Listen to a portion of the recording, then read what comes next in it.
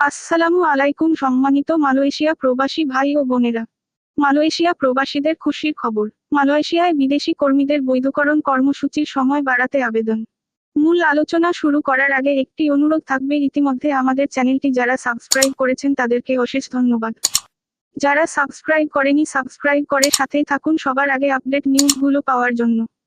মালয়েশিয়ায় অবৈধ কর্মীদের বৈধকরণ কর্মসূচি আরটিকে 2.0 এর অধীনে বিদেশি কর্মীদের নতুন নিবন্ধন ও নিবন্ধন পূর্ব পেমেন্টের মেয়াদ বাড়াতে আবেদন করা হয়েছে। দেশটির 4 শতাধিক কোম্পানির মালিক মালয়েশিয়ার স্বরাষ্ট্র মন্ত্রণালয় কেডিএন এ বিষয়ে আবেদন করেছেন। মালয়েশিয়ার সরকারি গণমাধ্যম বার্নামা জানিয়েছে, কোম্পানি মালিকদের একজন প্রতিনিধি সয়াহ পুত্রা মারওয়ান বলেছেন, কোনো পূর্ব বিজ্ঞপ্তি ছাড়াই আরটিকে 2.0 কর্মসূচি বন্ধ করার ফলে দেশে অবৈধ অভিবাসীদের বৈধভাবে নিয়মিত কর্মী হিসেবে কাজে লাগানোর প্রচেষ্টায় মারাত্মক প্রভাব ফেলেছে। বুধবার 25শে সেপ্টেম্বর দেশটির স্বরাষ্ট্র মন্ত্রণালয়ের কেডিএনে প্রায় 100 কোম্পানি মালিকের অংশগ্রহণে এক শান্তিপূর্ণ সমাবেশ হয়। সমাবেশে তারা জানান, মালয়েশিয়ায় কনস্ট্রাকশন, প্লান্টেশন, ম্যানুফ্যাকচার এবং সার্ভিস সেক্টরগুলো বিদেশি কর্মীদের উপর ব্যাপকভাবে নির্ভরশীল। এখন আরটিকে 2.0 কর্মসূচি বন্ধ হলে এসব খাত চালানো তাদের পক্ষে কঠিন হয়ে পড়বে।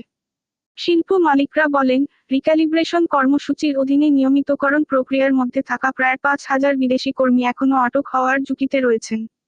যদিও তারা আরটিকে 2.0 কর্মসূচির অধীন রেজিস্ট্রেশন করে আইন মেনে চলার পদক্ষেপ নিয়েছিলেন। কোম্পানি মালিকদের প্রতিনিধি সয়াহ পুত্রা মারওয়ান জানান, আবেদন করার প্রক্রিয়া বন্ধের কারণে আরটিকে 2.0 এর অধীনে অর্থ প্রদান করা যাচ্ছে না। এ অবস্থায় তারা তাদের কর্মীদের নিবন্ধন করতে না পারায় কোম্পানি মালিকরা ক্ষতির সম্মুখীন হচ্ছেন। তিনি আরও দাবি করেন, কিছু কোম্পানির মালিক এরই মধ্যে লেভি এবং অন্যান্য ফি প্রদান করেছেন। যেমন শ্রমিকদের মেডিকেল পরীক্ষা মনিটরিং এজেন্সিতে ফোমেমা মেডিকেল করেছেন এবং বীমাও সম্পন্ন করেছেন। তবে সিস্টেমে পেমেন্ট করা যাচ্ছিল না, কারণ সিস্টেমটি তখন আর চালু ছিল না। সয়াহ পুত্রা বলেন, মালয়েশিয়ার স্বরাষ্ট্র মন্ত্রণালয় কেডিএন আরটিকে 2.0 কর্মসূচি পুনরায় চালু করার অনুরোধ জানিয়ে একটি স্মারকলিপি জমা দেওয়া হয়েছে। গত 10ই মার্চ দেশটির স্বরাষ্ট্রমন্ত্রী সাইফুদ্দিন নাসুশন ইসমাইল বলেছিলেন, সরকার 31 মার্চের পরে আরটিকে 2.0 এর অধীনে নিবন্ধিত সব কোম্পানি মালিকদের জন্য বিদেশি কর্মী বৈধকরণ প্রক্রিয়ার সময় আর বাড়াবে না।